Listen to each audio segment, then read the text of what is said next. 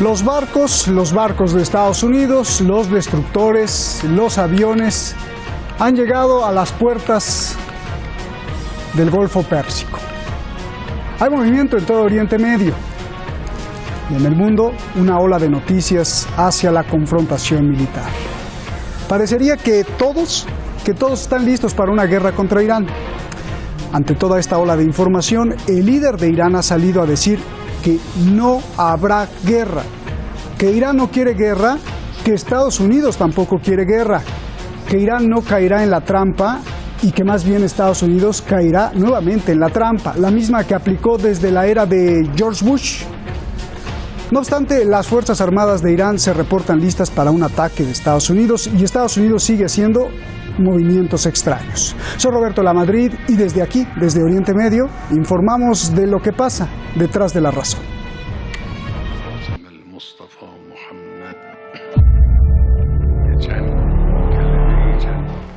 جنگی بنا نیست انجام بگیره و انجام هم نخواهد گرفت به توفیق الهی. نه ما دنبال جنگیم، اونا هم به صرفشون نیست که دنبال جنگ باشن، میدونن که به صرفشون نیست.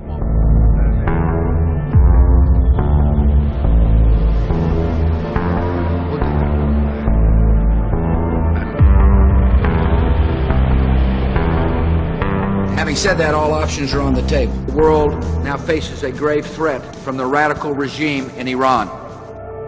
Iran is providing material support for attacks on American troops. این برخورد اراده هاست. این رویارویی اراده هاست. اراده ما از اونها قوی تره. We have not planned for that. Hopefully we're not going to have to plan for that. That we fundamentally do not seek a war with Iran. Washington afirma que quiere negociar con Irán, pero ha previsto toda una maquinaria de sanciones y también maquinaria de guerra para amenazar a Irán. Ha mandado al Golfo Pérsico al portaaviones USS Abraham Lincoln, con un grupo de ataque compuesto por barcos, cazas y bombarderos atómicos. Y se ha hablado de que incluso quiere enviar miles de tropas a Oriente Medio. مذاکره سمه برای مذاکره ما و آمریکا تا وقتی آمریکا این نیست که الان هست. با این دولت کنونی یه سم مضاعفه. مذاکره یعنی معامله، یعنی یه چیزی بدی یه چیزی بگیری. اونی که در این معامله مورد نظر اوست درست نقاط قوت جمهوری اسلامی است. Washington dice que tiene evidencia de que Irán planea atacar a los soldados estadounidenses, evidencia que no ha mostrado.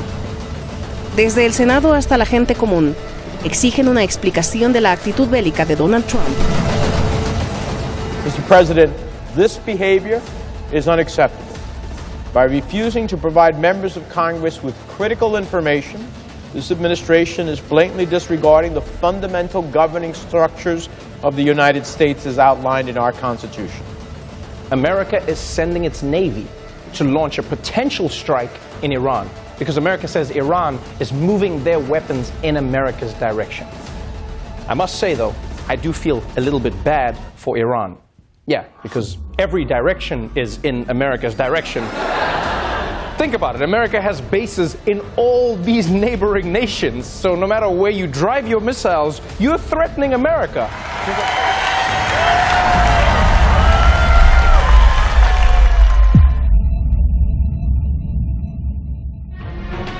Delicado el tema, pero también tiene sus aristas cómicas, muy cómicas, por eso pusimos al final esta burla que le hacen a Donald Trump, porque muchos le exigen en Estados Unidos pues, que muestre la evidencia, que está pasando. Bueno, muchas gracias a nuestros seguidores allá en la internet, gracias por protegernos de la censura de YouTube. Como usted sabe, nos cerraron varios canales varias veces, pero los internautas nos están defendiendo. Gracias a todos ustedes. Vamos con nuestros invitados.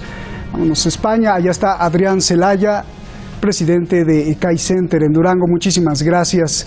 Y Fernando Moragón, analista internacional en Madrid. Gracias a los dos. Fernando, comienzo contigo. El líder de Irán dice que no habrá guerra, que Irán no quiere guerra y que Estados Unidos tampoco quiere guerra. Dame tu análisis, por favor, de esto. Hola, gracias por estar con vosotros nuevamente. Pues que tiene toda la razón el líder de la revolución iraní, que conoce bien la situación geopolítica de la zona y que sabe perfectamente que Estados Unidos no tiene la capacidad de lanzar una guerra contra Irán y ganarla. De hecho, ya demostró en Irak el fracaso absoluto que tuvo, y no olvidemos que Irak es un país mucho menor en tamaño y en población de lo que es Irán. Irak tiene aproximadamente unos 430.000 kilómetros cuadrados. Irán, sin embargo, tiene aproximadamente 1,5 millones de kilómetros cuadrados, es decir, 3 veces España, que tiene unos 500.000. Y igual en población en la época de la invasión de Irak, en el 2003, había unos 25 millones de iraquíes. Irán tiene más de 80 millones de habitantes. Es decir, solo por citar datos así muy básicos, Estados Unidos no tiene la capacidad de hacer una guerra contra Irán y ganarla. Y eso lo sabe el líder de la revolución, y sabe que están jugando de farol. Ahora bien, en la administración de Trump hay verdaderos psicópatas, como es el caso de John Bolton, un tipo que no hay más que leer sus artículos cuando, por ejemplo, propone redefinir las fronteras de Oriente Medio como se hacía en la época colonial, a base de escuadra y cartabón, es decir, a base de reglas y trazar fronteras. Y bueno, es un neocon de la época de Bush, que tampoco era de primera línea, pues fue jefe de Naciones Unidas, de la delegación de Naciones Unidas de Estados Unidos, y efectivamente tenemos algunos de estos locos que están completamente despegados de la realidad. Pero no olvidemos que el presidente Trump es un tipo muy hábil, muy apegado a la realidad, y que no olvidemos, a diferencia de Bush y Obama, por el momento no ha empezado ninguna guerra nueva, cosa que hicieron sus antecesores en el cargo, y ya lleva 3 años. Bien. Adrián, el líder de Irán afirma que Irán no quiere guerra. Donald Trump también dice que Estados Unidos no quiere guerra, y pusimos su declaración. Mike Pompeo dice que no quiere guerra. Pero ¿qué significa entonces el envío del portaaviones nuclear cerca de las aguas de Irán, los F-35, los destructores, los bombarderos con capacidad incluso nuclear? Por favor. Bueno, tenemos distintas versiones alrededor de este tema. Tenemos la versión, digamos, más extraña desde el punto de vista de lo que es la política internacional habitual, es la que hace referencia a las contradicciones internas del gobierno de Estados Unidos. Esto es algo bastante difícil de entender fuera de Estados Unidos, donde normalmente los gobiernos responden a una voluntad política más o menos homogénea. Sin embargo, en Estados Unidos, no solo en la presidencia de Donald Trump, también en la anterior, hemos visto que ya durante muchos años se están manifestando contradicciones internas absolutamente radicales, en concreto en política exterior, también en otros temas, ¿no? Y hay que tener en cuenta que estas contradicciones están manifestando de alguna forma unas distintas estrategias frente a una situación, digamos, de precipicio histórico ante el cual parece encontrarse Estados Unidos, que ha sido la gran potencia mundial y ahora tiene la sensación de que está dejando de serlo frente al conjunto de los países emergentes, fundamentalmente Rusia y China. Y frente a esa situación tiene 2 opciones, básicamente. Una es la opción que se suponía que era la que Trump proponía en su campaña de América primero, vamos a centrarnos en reconstruir América y olvidarnos de desgastarnos en mantener artificialmente esa hegemonía mundial. Y la otra opción es de no aceptar esa pérdida de hegemonía y utilizar todos los medios necesarios para provocar los conflictos que sean necesarios para darle la vuelta a la situación. Dentro y fuera de la administración Trump hay partidarios de estas 2 estrategias, y con frecuencia se alude a que estos movimientos pueden ser indicativos de contradicciones internas entre sectores del ejército y sectores de la administración. Hay otra interpretación que hace referencia a al fracaso evidente de imagen que ha supuesto hace muy pocos días el fiasco en Venezuela, es decir, el fiasco en política exterior, en el que tras continuas amenazas Estados Unidos ha tenido que retirarse, como se suele decir, con el rabo entre las piernas, porque no se ha atrevido a enfrentarse a Rusia y China, básicamente. Bien. Y esto sería una forma de intentar tapar con como fuese lo sucedido en Venezuela, con otro conflicto, por lo menos con revolviendo un posible conflicto y generando noticias alrededor del posible enfrentamiento con Irán. Fernando, esta es una guerra de voluntades, dijo el líder de Irán. ¿Qué significa esto? Efectivamente, es decir, que al final en la guerra hay muchos elementos, la tecnología es una, evidentemente, y muy importante, pero al final los combatientes, es decir, los soldados, determinan mucho el que las guerras se ganen en una o en otra dirección.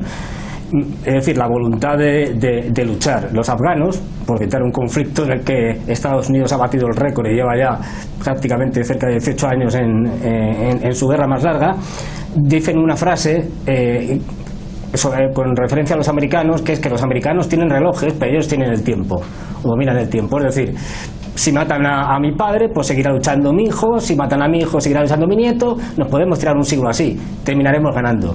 Es decir, y que es lo que está pasando, de hecho, en Afganistán. Todo el mundo sabe que allí la derrota es completa de Estados Unidos. De ahí que quieran retirarse, bueno, no tienen futuro como potencia ocupante, de alguna manera, o ayudando a sostener al gobierno de Kabul. Pero efectivamente es un tema de voluntad, es decir, si al final hay una voluntad por parte del pueblo iraní, que la hay, de luchar contra una intervención extranjera, hay muchas medidas de guerra asimétrica que pueden utilizar para al final derrotar a Estados Unidos, como ha pasado, ya digo, como ha pasado en Irak, como ha pasado en Afganistán. Y no olvidemos que de haber una guerra en la región afectaría a toda la región, y ahora mismo Estados Unidos se encuentra en la peor posición histórica desde el inicio de la Revolución Islámica. No olvidemos, nada más que el inicio de la Revolución, con la caída del Shah de Persia, guerra con Irak, donde lo tenía mejor y de hecho apoyó a Irak. Es decir, luego ha tenido otras ocasiones, incluso a partir de los atentados del 11 de septiembre podía haber utilizado esos atentados para atacar Irán, y ahora mismo está en la peor de sus situaciones, con todo un arco que va desde Siria, el gobierno iraquí, que es aliado de Irán, al movimiento Hezbollah, pasando por la misma Rusia que está en Siria, no lo olvidemos, y que se vería implicada en un conflicto de este tipo. Por eso habla el ayatolá Ali Khamenei habla muy claramente de voluntades, en el sentido de que si tiene la voluntad Estados Unidos se echará para atrás, y habla también muy bien diciendo que no va a haber guerra, porque él sabe que no la va a haber. También señalaba al compañero de una forma muy acertada las luchas internas que hay en la administración norteamericana, en todos los aspectos. Pero no olvidemos que Trump es un tipo muy habilidoso, que se ha generado y que ha crecido en los medios de comunicación norteamericanos en reality shows, y que por lo tanto sabe manejar muy bien Internet y todo tipo de televisiones, etcétera, y que nos hace con sus tweets irnos a diferentes conflictos según le interesa, sea Corea del Norte ahora, Irán en otro momento, Venezuela, ahora vamos y nos metemos con Rusia, ahora con los aranceles y China, y eso lo maneja muy bien, y como ya he señalado, es una manera perfectamente de soslayar, de evitar los fracasos y cubrirlos con una nueva tensión en algún nuevo ámbito geopolítico, en alguna nueva región que disimule los problemas internos de Estados Unidos. Bien. Eso lo hace muy bien Trump, con sus tips, el llevarnos de un sitio a otro y que los medios le sigan. Bien, Adrián, en la era de George W. Bush y después de la invasión de Irak y Afganistán, muchos decían que el siguiente en ser atacado era Irán, pero esto no pasó. ¿Cómo pudo Irán ganar esa guerra de voluntades en aquel entonces? Bueno, vamos a ver. Irán, como ha dicho mi compañero, es, digamos, un fruto mucho más complicado de conseguir que lo que eran Irak o Afganistán. Irán son 80 millones de personas, es una potencia industrial y una potencia militar con capacidad propia, no simplemente en base a armamento adquirido, si tiene capacidad de desarrollar y utilizar un armamento muy poderoso, y por lo tanto es un enemigo, incluso en una guerra directa a tiro, muy complicado. Irán también tiene una capacidad, pues yo diría prácticamente total, en un caso de un conflicto, de cerrar el estrecho de Hormuz. y de provocar un colapso de la economía internacional de forma inmediata, que es algo que Estados Unidos sabe que sucedería de forma casi automática en caso de una agresión directa. Y por otro lado, en aquel momento, en el momento, digamos, de las campañas o de la estrategia desarrollada por la administración Bush, yo creo que Irán hubieran intentado que fuese la siguiente pieza si hubiera salido bien digamos, el proceso en Siria. Es decir, después de Irak hubieran intentado Siria, pero ya al parar el proceso, al conseguir detener el proceso en Siria, en parte fundamentalmente a la ayuda de Irán y después de Rusia, yo creo que la estrategia de Bush y de esa estrategia hegemonista norteamericana ha quedado detenida en todo Oriente Medio. Y por supuesto, oye, Adrián, Estados Unidos, ¿sí? El líder dijo algo de que el pueblo iraní tiene una gran arma, que es la resistencia. Esta podría ser también la clave para haber vencido y para volver a vencer a Estados Unidos en sus ganas de guerra. Bueno, yo creo que sí. Vamos a ver, esto es algo que no se entiende muy bien en Occidente, pero porque la imagen que transmiten los medios de comunicación sobre uno y otro país está muy claramente distorsionada. Pero hay una gran diferencia en este momento, yo creo que eso se está clarificando a nivel mundial, entre países con gobiernos que realmente, que con una forma u otra forma externa, con gobiernos que realmente están trabajando para su pueblo y con gobiernos que responden a intereses oligárquicos. Y la frontera entre estos dos mundos, entre estos dos bloques dentro del mundo, se está clarificando cada vez más, y las poblaciones respectivas son cada vez más conscientes de ello. Y esto genera posiciones muy distintas en las propias poblaciones frente a los conflictos que pueden surgir y y a la hora de defender a su país ante un conflicto. Ellos saben que lo que está pasando está sucediendo en buena parte porque esos países se están defendiendo a sí mismos, no porque hay un gobierno que en realidad se llame o no se llame democrático, en realidad se está defendiendo unos intereses oligárquicos, ¿no? Yo creo que esto es muy claro en lo que, digamos, es el conjunto de lo que se ha llamado como países emergentes. Bien. Son países en los que a los ciudadanos están claramente muy identificados con las políticas que desarrollan sus gobiernos. Bien. Fernando, la administración Trump afirma que las fuerzas iraníes se están preparando para atacar las posiciones de Estados Unidos. Sin embargo, el Congreso de Estados Unidos pues está furioso porque ni siquiera a ellos se les ha enseñado la evidencia. ¿Qué está pasando en Estados Unidos? Incluso algunos comandantes y generales del Reino Unido dicen que no han visto amenazas de Irán. Por favor. Sí, claro, vamos a ver, no olvidemos que Estados Unidos, y estoy haciéndolo desde hace muchísimo tiempo, ha estado constantemente inventando historias para justificar sus acciones, a base de propaganda, desde el famoso incidente de My Lai en Vietnam, por citar uno ya alejado en el tiempo, hasta las famosas armas de destrucción masiva en Irak, que no existieron nunca. Quiero decir, es un juego con el que están constantemente manejando y manipulando las opiniones públicas, ¿no? Entonces, bueno, lo que están haciendo ahora es pues demonizar a Irán, porque en este momento les conviene, pero yo creo que, pues eso, es decir, manteniendo, pues eso, llevando un grupo aeronaval con un portaaviones al Golfo Pérsico, soltando lo de que para defendernos tendremos que llevar allí 120.000 soldados y tal, de un hipotético ataque de Irán, que Irán nunca va a hacer, por otra parte. Bueno, yo creo que esto hay que entenderlo en clave interna, de luchas internas de poder en Estados Unidos, de propaganda. Es decir, no olvidemos que Estados Unidos está constantemente emitiendo propaganda y en función de sus intereses, oye, y Fernando, sus intereses geopolíticos, pero en base un poco antes, es decir, ahora queremos poner el foco en Irán por determinadas razones, luego lo ponemos en Corea, luego lo ponemos en otro país o en Rusia. Fernando, pero en base a lo que estás diciendo, Sí, ¿cuál sería tu lectura de que la embajada de Estados Unidos en Irak fue evacuada dejando solo unos cuantos cargos? ¿Cuál sería tu lectura de que las tropas de Alemania se retiraron de dar sus clases y entrenamiento en Irak? ¿Cuál sería tu lectura de que las tropas de Holanda también detuvieron sus clases en Irak? ¿Cuál es tu lectura de que la fragata de España también se retiró? ¿Qué es lo que sabe la inteligencia de todos estos países europeos y que se están moviendo así? Yo creo, no olvidemos una cosa, todos estos países que has señalado son países OTAN, países de la OTAN, es decir, países que en última instancia obedecen a un comandante en jefe que es un militar norteamericano, con lo cual, y que están subordinados a la política exterior y militar de Estados Unidos. Con lo cual yo no me extrañaría nada que estuviéramos asistiendo a una cierta representación teatral.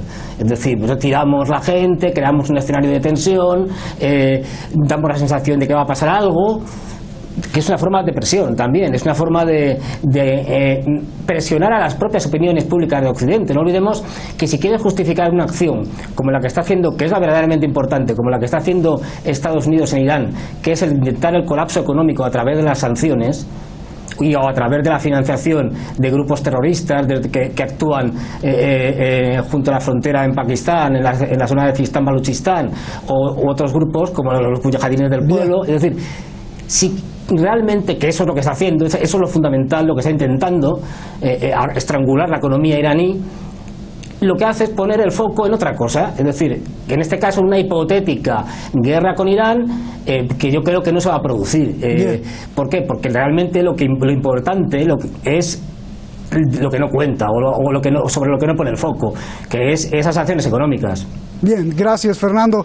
Cerramos ya la última pregunta, nos queda un minuto, Adrián Celaya. A ver, cerremos preguntando por el futuro de Oriente Medio y no olvidando que en las últimas guerras pues se nos ha enseñado que nunca son por demostrar quién es el más poderoso, sino, y como tú eres economista, sino por controlar el flujo de dinero. Entonces, querido Adrián, regresemos el tiempo a la firma del acuerdo nuclear 2015. Tres factores son claves: Barack Obama, el mismo acuerdo nuclear y el presidente de Irán, Hassan Rouhani. Con estos tres factores las cosas se veían muy positivas. Una de las más importantes, se podría retomar el acuerdo de cooperación energética entre Irak, Irán y Siria para la construcción del gasoducto de South Pars hacia Homs. Esto permitiría la venta del gas iraní en la Unión Europea. La gran pregunta, Adrián, es ¿a quién no le conviene que el petróleo y el gas de Irán se vendan en Europa? Bueno, vamos a ver. Yo creo que en el fondo las razones económicas y las políticas están muy unidas en este momento. La cuestión más de fondo que tenemos sobre la mesa es esa pérdida o ese riesgo de pérdida de la hegemonía mundial de Estados Unidos o de la élite que controla Occidente a través de Estados Unidos. Y entonces ese es un riesgo político y es un riesgo económico. Entonces los factores económicos son una clave de la pérdida de hegemonía. Entonces vemos que no es casualidad que son dos de los países petroleros más importantes, productores petrolíferos más importantes del mundo, como Venezuela e Irán, con los que justo en este momento Estados Unidos ha tenido conflictos directos y amenazas directas incluso de ataque militar. Estados Unidos se siente muy directamente amenazado, independientemente de los problemas con Irán que tienen sus aliados más directos, que ese también es un aspecto importante desde el punto de vista personal de la presidencia de Trump, ¿no? Me refiero a sus aliados directos en Oriente Medio, Israel y Arabia Saudita. Pero además de esto, Estados Unidos se siente económicamente amenazado por la pérdida del control del mercado petrolífero. Y la pérdida de ese control tiene mucho que ver con la autonomía que han conseguido durante las últimas décadas países como Venezuela y como Irán. Ve cómo ese cambio de escenario del conjunto de Oriente Medio que esperaba conseguir no lo ha conseguido. Irak incluso se le está escapando poco a poco de las manos. Entonces estas son piezas claves frente a lo cual frente al cual hay dos reacciones posibles. Una es una reacción de negociación, de acuerdo, de pacto, y la otra es una negociación, una estrategia bélica, ¿no? y permanentemente agresiva. Y entre esas dos, la vacilación entre esas dos estrategias es lo que en buena parte nos explica estos continuos cambios políticos con respecto a todos estos países. Muchísimas gracias. Gracias, Fernando. Adrián, un abrazo a los dos. Muchos saludos. Un placer tenerlos aquí. Gracias. Gracias. Gracias a vos. Para estudiar lo que pasa en el mundo, qué es lo que pasa con el petróleo y el gas necesarios para que funcione la casa de usted y todo lo que vemos. Para analizar todo eso no podemos jamás, le pido que jamás pierda de vista el acuerdo que hicieron el francés François-Georges Picot y el coronel británico Mark Sykes. Por ahí de 1915, el acuerdo, usted lo conoce, Sykes-Picot, fue para dividirse a placer Oriente Medio, creando además una turbulencia permanente de revueltas, guerrillas, revoluciones, golpes de Estado en la región para tener siempre el control. Usted me dirá si ha dado resultado o no. ¿Quién construyó y quién constituyó este tratado? Ahí le va. El Reino Unido, Francia, Italia y Rusia. Buenas noches.